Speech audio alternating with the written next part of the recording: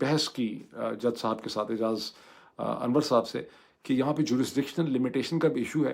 Federal government ने अभी तक हमसे कोई ऐसी रिक्वेस्ट नहीं की। जनरली तौर पे ये मोटरवे है, M1 को हमसे रिक्वेस्ट करनी चाहिए थी।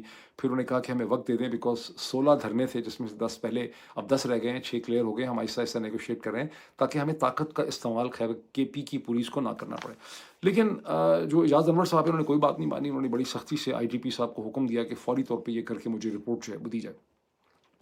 1945 के बाद से जो दुनिया हमारे से वजूद में आई है, उसमें इल्ज़ाम ये था कि रूस जो था, सोवियत यूनियन, उसमें तमाम मामलात को KGB जो है वो चलाती थी। और ईस्ट जर्मनी पे ये इल्ज़ाम था कि उसको इंटेलिजेंस एजेंसी स्टासी चलाती थी।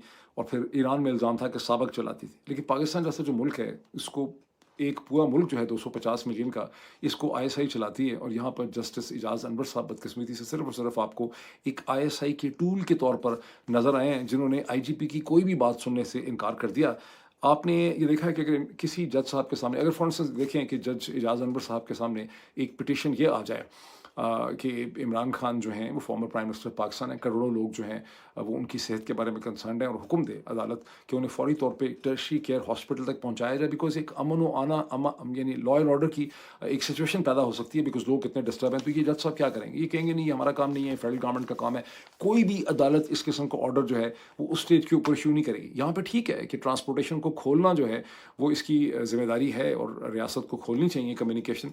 मुझे वैसे याद नहीं पड़ता कि जो 1960s और 70s में जब पाकिस्तान में सड़कें बंद होती थी, तो क्या उस वक़्त भी 1977 में हुकूमत किसी अदालत के सामने गई है ये अहकाम ऑर्डर्स हासिल करने के लिए कि जनाब हमें सड़कें जो हैं खोलनी? ये मेरा ख़्याल है ये सारा प्रोसेस जो है ये 2014-15 के बाद जो है ये हुकूमतों ने शुरू किया, उससे पहले ये प्रोसेस नहीं था।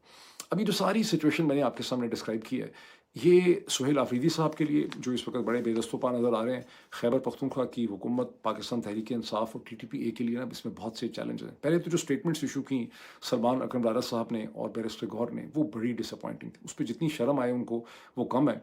और दोनों ने इस चीज़ का सबूत दिया कि उनको या तो उनके ऊपर ISI का बहुत ज़्यादा इन्फ्लुएंस है, या उनको बहुत आसानी से बेवकूफ़ जो है वो बनाया जा सकता है। पाकिस्तान तहरीक इंसाफ और यानी खेल गए ना उनके हाथ में। पाकिस्तान तहरीक इंसाफ का जो क्राइसिस है, वो आप ये देखें, ये बड़ा सीरियस क्राइसिस है।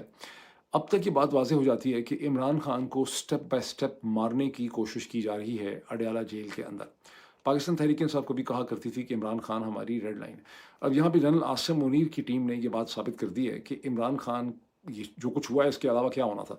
अगर इसके ऊपर भी पाकिस्तान तहरीक इंसाफ के पास कोई कंसर्टेड, कॉम्प्रिहेंसिव, मुफस्सल स्ट्रेटजी नहीं है, तो फिर किस स्टेज पे उनके पास कोई स्ट्रेटजी होगी इमरान खान की जान को बचाने के लिए? एक लोग अक्सर ताना देते हैं कि पाकिस्तानी कौम जो है वो सिर्फ जनाजे उठाने के लिए बनी हुई है। पहले इन्होंने जुल्फ़िकार अली भुट्टो का जनाजा उठाया, फिर उन्होंने मोहतरमा बेनज़ीर भुट्टो का जनाजा उठाया,